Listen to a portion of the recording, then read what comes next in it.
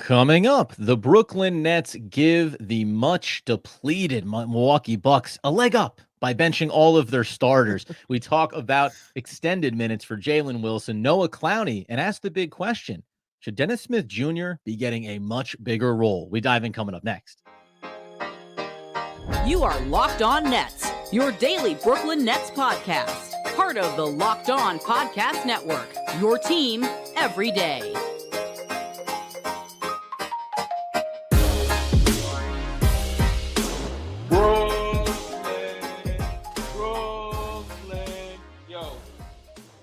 Yes, sir. It is the Locked On Nets podcast right here on the Locked On Podcast Network. It's your team, the Brooklyn Nets, every single day. Over there, you'll find Doug Norrie. I'm Adam Marmbrecht.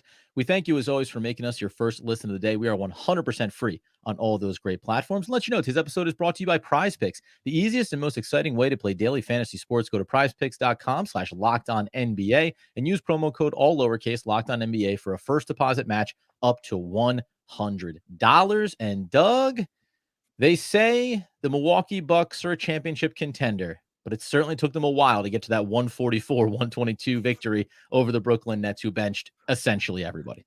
Yeah, look, Nets took the schedule loss tonight. Clearly, they basically punted it from the get-go when they decided to sit Spencer Dinwiddie and Nick Claxton and Dorian Finney-Smith, and is that the three of them? Yeah, and then basically go on to effectively sit Mikal Bridges, Cam Thomas, Royce O'Neal, and to some degree Darren Sharp as the game moves on. And you could just see the writing on the wall with this one. They didn't, after beating Detroit, which is probably akin to the Nets championship, by just not making sure that they didn't stop the Detroit losing streak. Mission accomplished. Now it's time to rest. And they go into this game and get these guys who have, admittedly have played a lot of minutes. A lot of these guys. Oh, Cam Johnson sat again also. And admittedly have played a lot of minutes, but they looked at this one and just said, this is not the game we're not gonna go for it. This is not the hill we die on. It happens every once in a while in the NBA. The NBA has tried to curb this. In general, it's worked. It still is not complete. And every once in a while, you will get games like this. The NBA has told teams that if you're going to do this, you do it in front of your fans, not someone else's fans. And so that's why it happens here at Barclays. But they take the schedule loss. That being said, this team put up in a massive fight with guys that we really haven't seen a ton of. And I think there's a ton of positives to take away from this game, even though, predictably it was a loss. Yeah, I mean, we talk about, obviously, we said this before about between our starters versus other teams' starters versus bench units. The gap between talent at the NBA level is not as wide as it can sometimes appear. And it's why, even though this game ends up being a 22-point loss, it was 32-31 after the first quarter. The Nets only lost the second quarter by 6 points, only lost the third quarter by 1 point. This is just a matter of coming down to when you can accomplish, I think, as you mentioned over on Twitter, you force Giannis to come back in the game in the fourth quarter, you've done your job. Like, you did not allow the Milwaukee Bucks to fully bench some of their starters, because once you come into a game like this, if you're Milwaukee and you look across and you see, okay, they're only starting 2 of their starters, and those guys are going to get out of here pretty quickly. And then we're going to be getting into the rookies and getting into G League guys that got the call up here. We should be able to get ourselves a little bit of a night off. And that wasn't afforded. And honestly, if you could have just told me that the Brooklyn Nets shot a little bit better from 3-point territory, I think this game could have had a little more energy to it. For the most part, it just felt like watching some really great individual performances, seeing some of the chemistry from guys that have played together in the G League, and knowing that at some point it was just going to be too much to try to overcome Giannis and the Milwaukee Bucks and what they're able to do. Bobby Portis, of all people, actually was one of the problems tonight as well. Yeah, of course. Like, again, it comes up every once in a while, and we've been clamoring to see some of the young guys. It hasn't really shaken out in any way for us to be able to see Clowney, to be able to see Tariq Whitehead. Jalen Wilson's got a couple cups of coffee here, but not really. So, if you're trying to take a positive away from it, it's like we got extended minutes from some of these guys who clearly, I think, have NBA futures, right? I think that probably wasn't in doubt, and we're going to talk a little bit more about those guys. The one guy, though, that did play extended minutes here and did start the game, which we probably just want to have to jump off with, is Dennis Smith Jr. Dennis Smith Jr. gets to start a point guard. Looks like he's absolutely shot out of a cannon. When he's been able to stay healthy, has been one of the best players of the Nets this season. Coming off the bench, he's been a complete and utter spark plug. And just sort of like one of the main reasons that the bench unit, when if you overlook over the course of the season, the bench unit has been able to just really outperform other teams' bench units and keep them in games. It's really, we've talked about this many times as being one of the just keys to the whole season. He gets a lot of minutes here, and he finishes with 14 points, 8 assists, 7 rebounds, 2 absolute poster dunks, ran the pick and roll with Day'Ron Sharpe. All the energy was there, complete two-way player. I do wonder if it's time to start asking questions about like his role and whether, like, should he just start? Like, I'll just say it right out. We've been talking about ways to shift this starting lineup around, trying to figure out like sort of like, and none of it feels good, right? Like none of it feels good. It's like, well, take this guy out and put this guy here, and it hasn't felt good. I am wondering though, if the way to keep Mikal Bridges and Cam Thomas in the starting lineup, if you feel that they're 2 of your 3 best players or whatever, is to start Dennis Smith Jr. over Spencer Dinwiddie and make him a defensive anchor. He can run the pick and roll. The energy level's there. I don't know. What do you think when we say that? Because I never really thought too hard about that until tonight. Yeah, 30 minutes from him, 7 to 17, 7 rebounds, 8 assists. I repeat again here, 14 points. And then, you need that if you're going to replace him in the starting lineup over, say, a Spencer Dinwiddie. I honestly, probably if I was in the coach's room, I'd be saying the only thing that maybe holds us back from being at least open to this discussion is that Dennis Smith Jr. has a hard time staying healthy. Right? Like that's probably the biggest concern that you would have. Now, you could say make the switch, and when he gets hurt, Spencer Dinwiddie's ready to step in and take on that role. We've seen that the current 5-man rotation has not been successful. And if you believe, as we saw tonight, by the way, Mikal Bridges and Cam Thomas started. And guess what? Some people were saying, the idea of not playing Cam Thomas extended minutes tonight is egregious. I think it's great because it symbolizes that they view him as one of the key starting players on this team. And he does not get run out in a game like this. He gets to rest. He gets to be healthy for the next game coming back. So if you told me that taking a shot on Dennis Smith Jr. and seeing if that changes the key problem here, maybe with this current 5, not having enough defensive-minded player to make up for what Cam Thomas doesn't have on the defensive end, yeah, why not? I think at a minimum, you need to be in experiment mode here, as we've said before. This might actually have been tonight a game where you say, there's another option here, because you and I have rattled around basically a couple, right? Dorian Finney-Smith in the starting lineup, Cam Thomas out. Cam Johnson, maybe take him out, but it doesn't seem symbolically like you would. This might be another viable option. You get smaller, but you should get better defensively, and you don't really lose anything from an on-ball creator. Yeah, and I think that he doesn't fit the classification of these other young guys that came in and played, the Jaylen Wilsons and the Noah Clowneys and the Drake Whiteheads that we finally getting to see extended only run. 7 years, Dennis Smith Jr.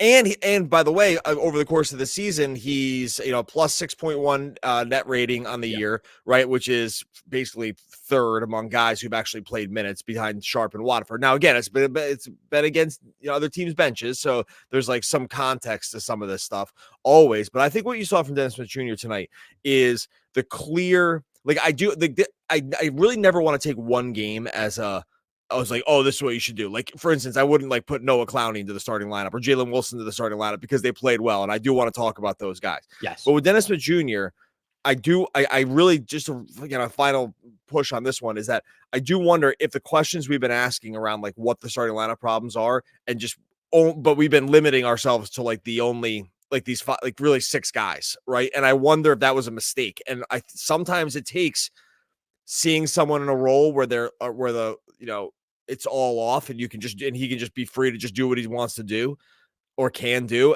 Sometimes you just need to see it like that. And I wonder if this is the case. I'd be hard pressed to think they actually do it, but I'm actually starting to think that probably would be the solution. And that's why coming up here in a second, we've talked before, how big is the gap between the starters and the bench? It might be significantly closer than we realize. Also talk about those young players, Noah Clowney, Jaylen Wilson, getting extended run here as well. Before we do that, though, got to remind you about our partners over at eBay Motors who have teamed up with Locked On Fantasy Basketball host Josh Lloyd to bring you some of the best fantasy picks each and every week all season long. Whether you're prepping for that daily draft or scouting the waiver wire, every week we're going to provide you with players that are guaranteed to fit on your roster. So, Doug, let's take a look at who Josh has picked out for us this week in eBay's Guaranteed Fit Fantasy Picks of the Week. Yeah, a bunch of good ones from the great Josh Lloyd. First of all, Dante Exum continues to start over in Dallas. It was unclear what they were going to do with the backcourt stuff with Luka and who's be able to play beside him. But Exum has carved out a starting role. Kyrie Irving, old friend, no timetable to return either. So this is probably going to be a lot of run for Dante Exum. If he's still available in your leagues, it's like they're making a mistake. You got to go make sure you pick him up. Jaden Ivey looks like he's going to stick in the Detroit Pistons starting lineup. They continue to not win, but if he can get the run sort of like needed to get in there in the fantasy ranks, we've been able to see him fill it up time after time. Jalen Johnson back in the mix. If someone dropped him in your league because he was injured with the Hawks, he is fully back. So go and make sure you snap up Jalen Johnson. Also, just keep an eye on what's going to go on here with Denver. It looks like Aaron Gordon's going to miss some time after a vicious dog attack that's left him with a bunch of stitches in the face and hands. So there's going to be some opportunity opening up there in Denver as well, with over 122 million parts for your number one ride or die. Make sure your ride stays running smoothly. Brake kits, LED headlights, roof rack, bumpers, whatever your baby needs, eBay Motors has it with eBay Guaranteed Fit. It's guaranteed to fit your ride the first time, every time, or your money back. Plus, the price is your burden rubber, not cash. Keep your ride or die alive at ebaymotors.com. eBay Guaranteed Fit only available to U.S. customers. Eligible items only. Exclusions apply. All right, so as we continue the 144-122, it's a little shocking there to have to repeat that number at the end of this game, loss to the Milwaukee Bucks at home. Obviously, all the starters effectively rested for the Brooklyn Nets. One thing before we get into, I want to start even with Jaylen Wilson, just because I think I'm probably going to deposit a sentiment that you'll push back on here. But the other thing I took away from tonight's game is, as I said, we often talk about how the difference between the top of the roster and the bench or the bottom of this roster is not as far apart as it is with a lot of other teams around the NBA, right? They don't have any elite number ones, no superstars, and yet they do have a lot of talented players from a depth perspective. Tonight, to me, was a little bit of an eye-opening reminder.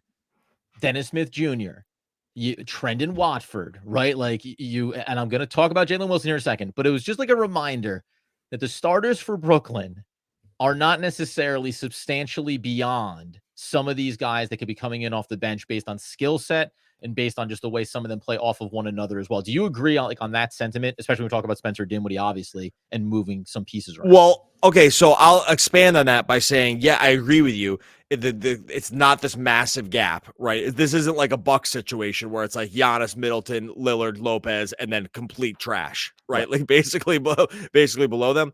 But what it also should make games like this make you realize is like, hey, if the Nets start selling pieces at the deadline, because that's sort of where they are, like Dorian Finney-Smiths and the Royce O'Neals and the Dinwiddies, the drop-off hopefully will not be quite as steep, right? And if we can keep getting and developing, if they can run these parallel tracks where they're able to kind of shed some of these guys, these older veterans, and then start playing these other guys more minutes, yeah, there are going to be some lumps here, but it's not going to be this precipitous fall in talent, because I think we've seen guys like Wilson specifically. I mean, tonight, like he's been showing some stuff up until this point. Clowney, I haven't seen much of, but he looked better in tonight's game than he looked in the summer league. We can talk about him here in a second. Yes. So like, I think that's where they can take some initial solace. It's like the talent gap is probably not that wide here. Right. Yeah. And I think that like that, and we're starting to see that. And I'm glad that's why you have to kind of love games like this. Oh, of course. By the way, like you want to get the matchup and see if the Nets can look good against one of the better teams in the league with all the starters. But the second that you're going to get these extended runs, it's a great opportunity to look at these different players. Jaylen Wilson, to me, who's played in a handful of games already this year. This marked his this is ninth. Yeah, ninth game. I thought it was eighth. Ninth game for him. And it's the first one of real significance. He played 17 minutes against Denver. He played 11 against Golden State. But this is 30 minutes, real action. He shot just 5 of 13 from the field, so that wasn't great. Couldn't get the three ball to fall, and that's been a struggle for him so far. But 11 of 11 at the free throw line. And with 2 assists, 10 rebounds, and 21 points to go along with, I said the 2 assists there. Like, a double-double for a player that is older, that came into the league old, that we said his floor is going to be higher than a lot of young rookies. The ceiling is probably capped. He just feels like he is built to be a bench glue kind of guy, can do a little bit of everything, has just enough size, and certainly uses his body and rebounds far more effectively than you would think just when you first see him step onto the court. I like a lot about his game, and I'll make the case that even if the Nets didn't make significant trades at the deadline and really strip this thing down, I still think that there's a case to be made for him to start to have some type of growing, consistent bench role. I said this a couple of games ago. I think that he should be closer in the vein of like a Trendon Watford than of a Harry Giles, right? Where it's like guys sitting on the back of the bench, never expect to see him, understandably, versus a guy that incrementally is getting opportunities. I think Wilson falls into that category for me. Oh, for sure. I mean, 7 offensive rebounds. 7 of the 10 rebounds were offensive, right? Yeah. Like this guy, Wedged in that between the wasn't. likes of Giannis and Brook Lopez. Like the fact he's able to get these things is insane in its own right. And that's not a blip either, because of the 10 rebounds he had going into this game, 4 were offensive, 6 were defensive. Like this guy is a really, really good offensive rebounder. It's one of the main reasons he got to the line 11 times, right? He just kept getting on the glass, kept getting fouled, was able to get it to the rack. Yeah, the shooting was what it was, but you're not so worried about that. I don't think, like, he showed that he's a good shooter, like, up until this point, and we know that the free throw shooting is really, really good too, and that usually translates pretty much 1-to-1.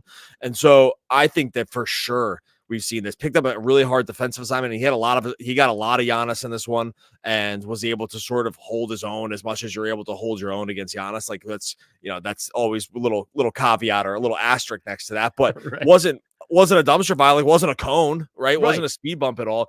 The body's filled out, which is really important. And that's to be expected when he comes in as an older draft pick, that you're going to get kind of like a realized version, or mostly realized version, of what the body's going to become. Yeah, no, for sure. Like he's one of the main reasons you look at some of these other older wings and you're like, okay, they have something for a few years here, right? Yeah. Superstar, probably not, but that's fine. Like that's not what, an end of the second round guy, right? Like this is exactly what you hope for with that pick. It's like high floor, low ceiling, all good, but if he can do certain things that frankly some wing guys just don't do, like offensive rebounds. Like sometimes with the offensive rebound, we said this about Pods when he was in the draft class, right? When he was maybe looking like he was going to slip to the Nets.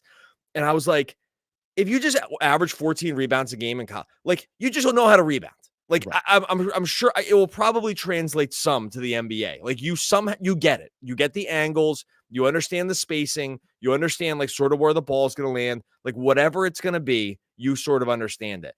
And I think we're seeing that Jaylen Wilson like has that also, and with some shooting touch and a little length and size and like sort of intelligence. Like he doesn't really make a lot of just like mistakes. Yeah, they have something here for sure. He's the next up guy in the. After we get through should Dennis Smith Jr. start, maybe? Like, should Jaylen Wilson be playing more rotation minutes? Yeah. I think the answer is clearly yes. The Nets just have, when they're fully healthy, they have a lot of guys. That's the only problem, really.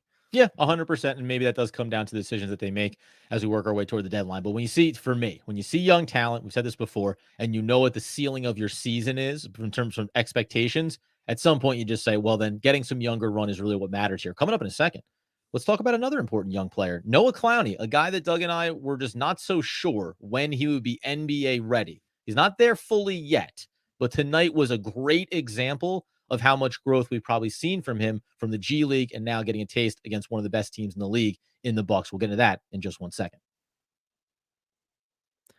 All right, before we get to that, I'll tell you about our friends over at Prize Picks. Prize Picks is daily fantasy made so easy. That's because Prize Picks took the best parts of daily fantasy and just gave it to you and remove the harder parts that, like, frankly, can be really annoying. So first of all you're doing on Prize Picks is you're going more or less on the Prize Picks projections. That's points, rebounds, assists, blocks, steals.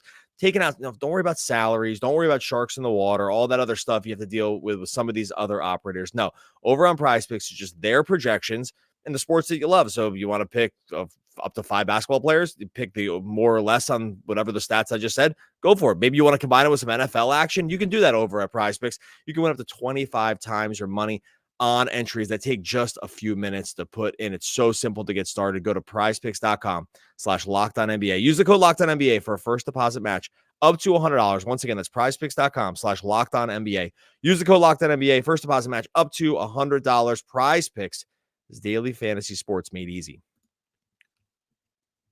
All right, as we continue to round out our episode here on the post game, 144-122, Brooklyn Nets falling to the Milwaukee Bucks at home on a scheduled rest day for the bulk of the starters. Reminder for everybody on the live feed over on YouTube, feel free at Locked On Nets to get your questions in. We'll stick around for a few minutes after we wrap up the show officially.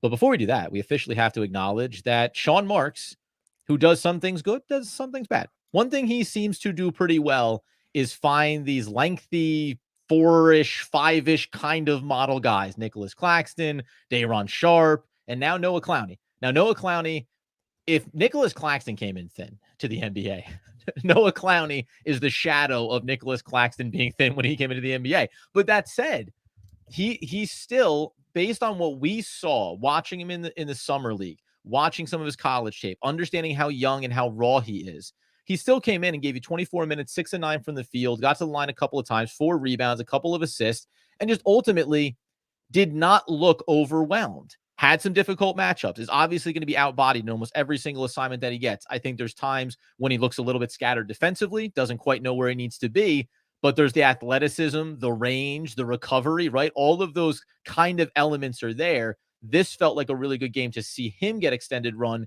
just as a little preview of where we think this kid can be a year down the road. Yeah, for sure. Look, still super young, still only 19 years old. It looked, I thought, bad at summer league, and so I was really like a little concerned. Like, okay, it looked a little overwhelming. Really just didn't show you any juice in summer league at all. Knowing that this was going to be probably a longer term prospect, some people that we really trust, like really, thought he was, maybe a top 15 guy in the draft. Like the opinions on him were pretty wide ranging. With the Long Island Nets so far, he's getting around 13 points a game, right around 8.5 rebounds. The shooting really hasn't come around. Like it has to come around for him from 3-point land. It hasn't really yet. Only 29%. But I think we started to see at least the comfort level increasing, I thought, tonight. Like he looked significantly more comfortable around the basket. There was no real jitters. He was able to finish at the hoop a couple times. We saw flashes of the defensive upside that he basically has to have also. Like he has to be a rangy shot blocking, like definitely like a weak side shot blocking big to be able to really probably realize like overall the upside that is there. It's still a ways to go. But again, he's still only 19, so you're not worried about it. And like, I don't think we would make definitive statements off of anything one way or another. But getting 24 minutes against real NBA guys here, and like the best ones, frankly, like Giannis and Middleton, and Brook, and guys like this, to go 6 for 9 from the field with the 14 points and to look mostly comfortable doing it is a really, really good sign. Of all the guys that I was concerned with about like feeling worried if it looked poor here, he was in that range because I just thought with summer league, we just didn't see enough. And it's not like the G League numbers are popping off the page.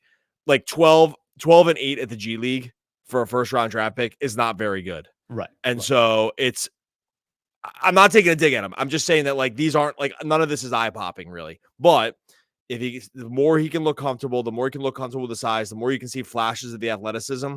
That's like a really, really good sign for him. And I thought this game kind of broke almost perfectly for him in that regard. Yeah, got a nice little run from Dariq Whitehead as well. He looked like a guy who's been playing at the G League level. It's not like he hasn't been playing, but I want to just say still waiting for him to kind of fully cook himself a little bit there as well. But he had a couple of nice assists. The one thing, just as on a high level, seeing all these guys that are playing at the G League together, you saw sequences offensively. You're like, oh, these guys have a rhythm, right? Penetrating the lane, drop off behind the back, pass to Noah Clowney for a clean flush. Like there were moments in this game where it's like, well, these guys know some sets, right? They pulled up some plays from the G League level, so they know that they could have some success, which I think really matters if you're going to have a little bit of a game like this. The other, just quickly, that I would say, one other player I just wanted to highlight here, including Trenton Watford, who we talked about before. He's a young guy. He plays 28 minutes. We've kind of highlighted his on-ball ability that really matters for this team potentially going forward. Keon Johnson is not a guy we talk a ton about, but he's just 21 years old too. Like, I think that his shooting touch and his ball handling, again, just if we're talking about making difficult decisions about veterans, will they all be here after the deadline? It's like the Nets have depth on their bench at the NBA level, and they also have a whole bunch of young kind of depth pieces playing down at the G League. Armani Brooks had a bad shooting night, but we know he's capable of knocking down some shots. This is such a silly thing to get like excited about maybe in some ways, but I just love the fact that there's a lot of youth and reasonable talent level that the Nets were able to put on display tonight, because it means it doesn't have to feel like the bottom really falls out here if the organization makes some difficult decisions at the deadline. Yeah, like one of the bummers, honestly, about the last couple of years with the Nets is that, like, because of the path they've taken, they really haven't had that many draft picks, right? And this is like a team that when they've gotten the chance to draft guys, it's almost gone exclusively well, right? Like, every single guy. I mean, we were still holding out hope for some of these guys this last year, but almost every single guy that they drafted in the Sean Marks era, not all of them, but I mean, well beyond. I have to think well beyond like what the just normal distribution here is. Have finished above their draft slot, right? Like they've and now some of this wasn't the guys they drafted; they just picked them up off the scrap heap. But through the Sean Marks era, they've just done an incredible job with guys either through the draft that the few guys they've done, or like got young guys that they picked up the other teams discarded. And it's almost a shame that they just didn't have a million bites at the apple like some of these other teams, because you have to feel like if they had, this team would have developed like real superstars if they'd been able to get them within the pedigree of draft slot like top 10 guys year after for a few years, right? And they just, because every guy like Cam way above draft slot, right? Dayron getting close to being there already, right? Jalen Wilson, you have to feel like, I mean, he almost was not even drafted, and it feels like, okay, we're probably getting close to that. Clowney and Derek, wait and see. But even going back years, like Levert, right? Like these guys, they ended up Jared Allen, right? Like guys that just were not super highly touted guys that they just were able to see something in that other teams aren't. And so getting getting 3 picks this year, I just will go back to, I'll go back to the track record on them, that the track record has been good on guys they've drafted up until now. And that's where you actually have to put your faith in that it's going to happen. So Keon Johnson doesn't qualify there because he's not a draft pick, but he's a guy that kind of floated around to a few different teams, but still super young, looks real live at times here. And by the way, like, so just to highlight, Lonnie Walker hasn't been playing, obviously. Now he's going to be coming back, by the way, just as an update. He was dealing with the flu, so that kind of hurt his ramp up a little bit. He's a first-round pick, 18th overall, going back to 2018. Dennis Smith Jr. was a first-round pick, 9th overall with Dallas, going back to 2017. Keon Johnson, 2021, is a first-round pick, 21st overall by the New York Knicks. So, there's a reason why these guys can come in and play good-looking minutes. The pedigree is there. And to your point, the Nets haven't been able to always draft those guys themselves, but they have been able to develop those type of players. So sometimes, other teams, because of how the hierarchy and they have superstars, they don't have as much room for some of these players. The Nets can be that haven to pull in some of these guys. And by the way, goes all the way back to what we talked about this past offseason, saying, take your shots. This is what the Nets need to do. Take a lot of looks at a lot of players that had that first round kind of pedigree and see if some of them bubble up to the top. And buddy, alarmingly, these guys have almost all kind of been hits here, in large part here, right? They did it. I mean, they did it. It's already done. Like they've already hit on enough guys, I would say. Yeah. Just of how well DSJ's played, how well Lonnie Walker's played, like just those two guys alone in taking different bites of the apple, that alone is more than most teams can pull off. Right. And so they've already sort of done it. That they have some juice on some of these young guys too. Like that's there. I mean, like Armani Brooks gonna get there? Probably not. Like Harry Giles, clearly not. Like they even in this game for Giles to play 7 minutes or whatever. Like it's just Giles fans took a bit of a hit tonight. I'm gonna level with you. Well, you have to wonder kind of why. Like, what's the point here? That's my question is it's not against Harry Giles. It's like legit. What's the point if he's not gonna play more than 7 minutes in this game? Like, what are we doing here? That's probably a talk for another day. In general, though, to sum it up, I think, yes, did they lose to the Bucks tonight? Yes. Do you like to see an L on the thing when you think, okay, well, go out there and play all your guys all the time and, try to win every game? I'm here. If you want to lodge that complaint around this game, I totally get it. That's a totally fair complaint. You only get 82 games in the year.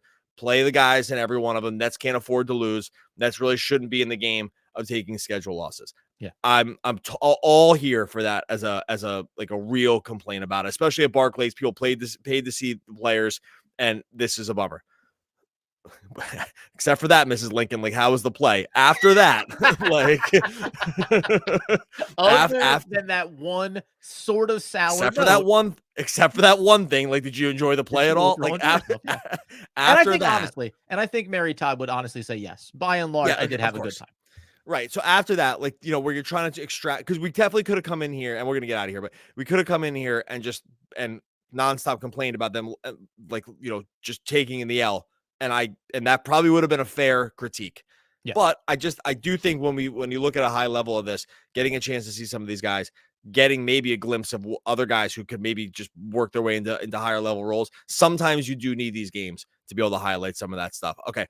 We will hang out here at YouTube Live for a few minutes because we see a bunch of people in here. If you have a question, throw them up there. It's going to be kind of a short one. And make sure you tune into tomorrow's podcast. We're going to talk about the one scenario where we trade Mikal Bridges. There's only one. So don't worry. We're not advocating for the trade, but there is one scenario where we would do it. In the meantime, make sure you are subscribed over on YouTube. Make sure you're also subscribed to wherever you listen to podcasts. Others live on the careless and lukewarm state, not appearing to fill Longfellow's measure. Into each life, some rain must fall. Why, that is Mary Todd Lincoln. Oh, one of the all-time great poets, R.I.P. We'll be back again tomorrow in a moment on YouTube talking more Brooklyn Nets basketball. Basketball, basketball, basketball, basketball, basketball, basketball, basketball, yeah. When the post-game podcast ends, the post-podcast begins.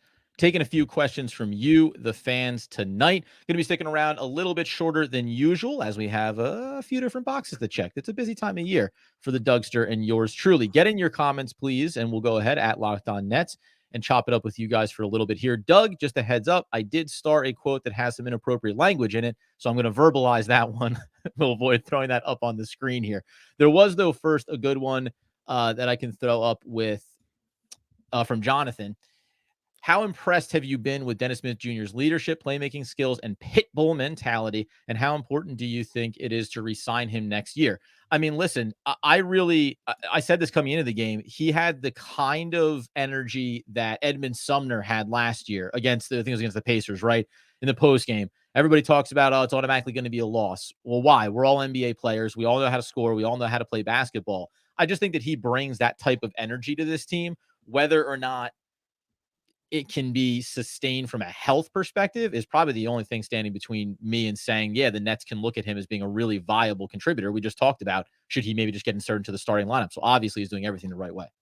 Yeah, I think that's like the biggest compliment you can give is like, maybe he's just the solution. I am not a Dinwiddie hater. I think some people are, I don't, but I mean, stylistically, I don't love every part of his game, but I can't deny that like a lot of the numbers do support that he should play a role in the team. Like there's no way around it. That being said, I mean, we've said this at the beginning, just to reiterate this, like Dennis Smith Jr. has a set of skills that might just be the perfect complements to like having Bridges and Cam Thomas paired in the starting lineup with, kind of any one of those stretch fours and then a rim running big, because he can actually run that pick and roll and get to the basket. Like he's not going to dagger you from outside, but he can absolutely get to the basket. And in the pick and roll, if you give him a step, like he will get there. He did it a bunch tonight, right? Yeah. Against like a good defense. I take it back. Good interior bigs. They're not like that great of a defense, but I think that's as big as a compliment as you give him. I never really actively considered it till tonight. And I think I just saw it enough. 70 points in the paint tonight, by the way, for the Brooklyn Nets. Pretty impressive given the size that they have over there. Let me throw this one up here. Yeah. Just tuned in. This is from Ian. Have you criticized JV? I did not. I don't know what you would criticize for him for.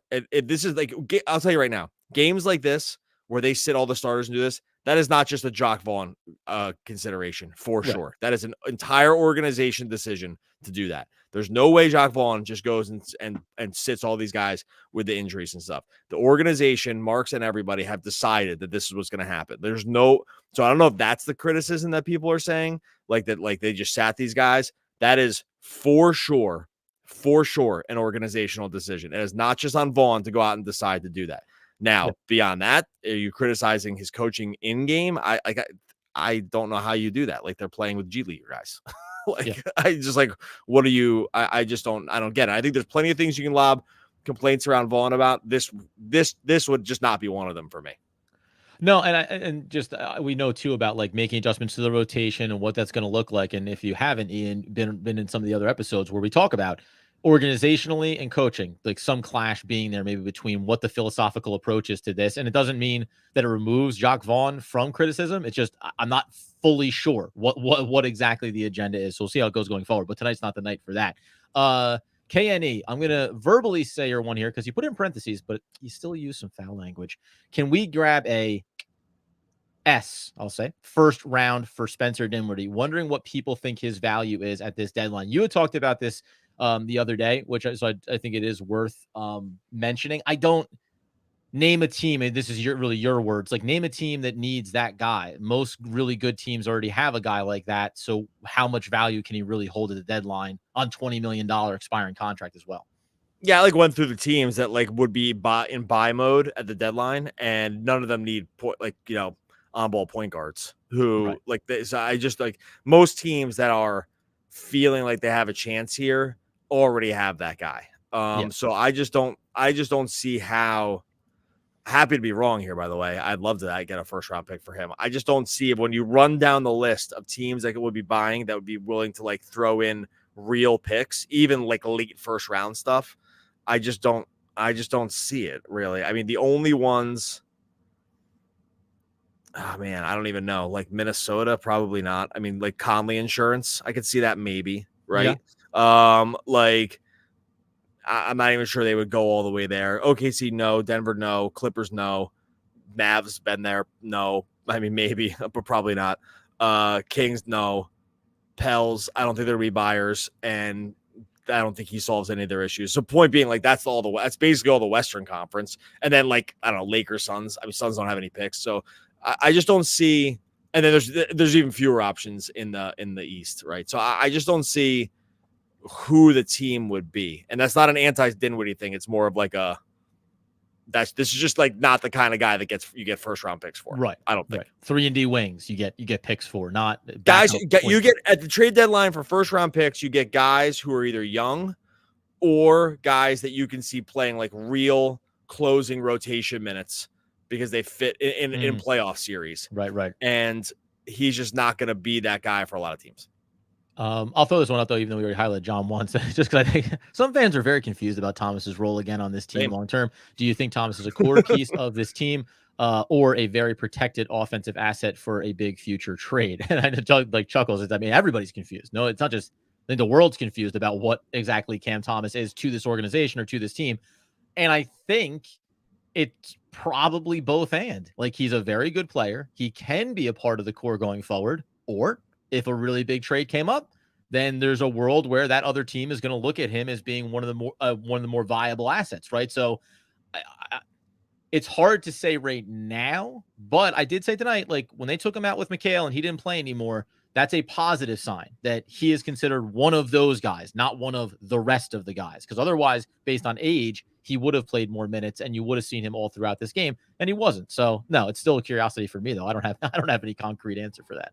I don't think the organization knows either. I think that they're at odds around what his role is. That's my guess. My strong suspicion is there's disagreement in the organization around what Cam Thomas is. I'm basically positive about it. At this point, I think that there's a group within the organization that probably thinks he should be playing every minute of every game, something like that. And there's other groups, maybe Jacques Vaughn of that group, that just don't see him as like a viable piece to like win long term. I don't know where I land on that exactly, but I feel very strongly that the organization is at odds about him.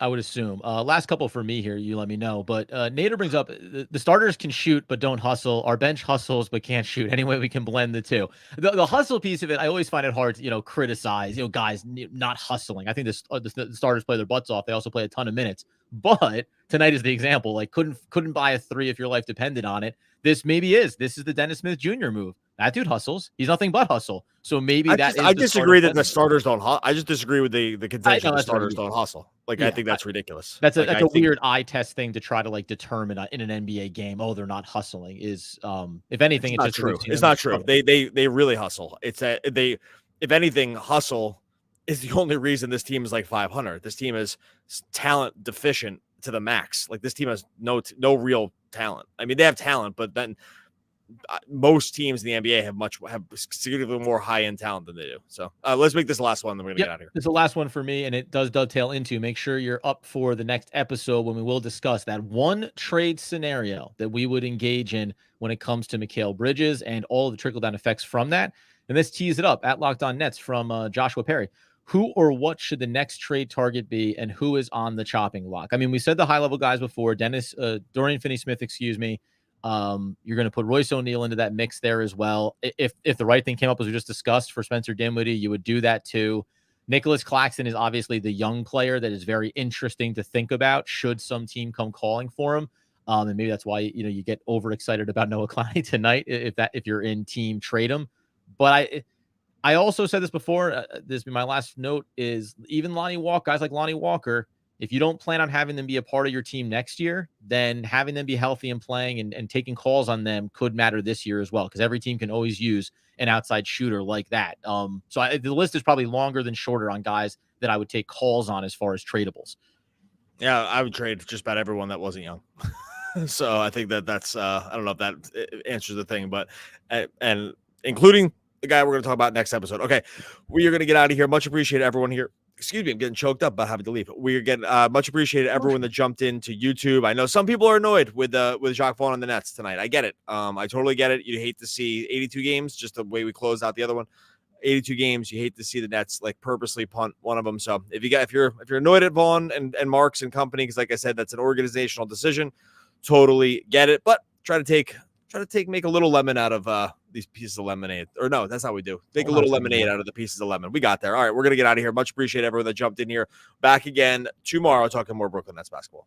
I don't think I'm allowed to talk about that. It's definitely not me. The role has been cast. That's Mary Todd Lincoln again, one of the all-time great dead poets in American history. Back again next time talking all things Brooklyn Nets basketball. Basketball.